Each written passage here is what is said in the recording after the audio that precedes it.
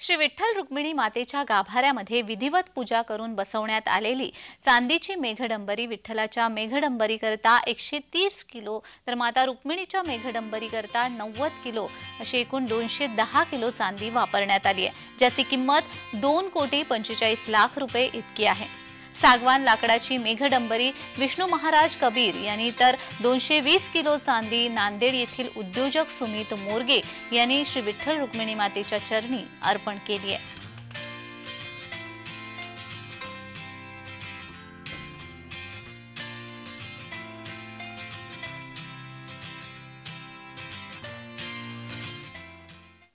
विठ्ठलाची व माता रुक्मिणीची श्री विठ्ठलाच्या चरणी अर्पण केलेली आहे। या संपूर्ण चांदी चढवण्याचे काम नांदेड येथील ज्येष्ठ युवा उद्योजक सुमित गणपतरावजी मोरगे यांनी दिलेले आहे।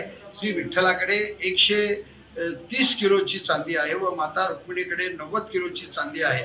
दोन्ही मिळून 2,45,00,000 रुपयाची चांदी यांनी दिलेली आहे।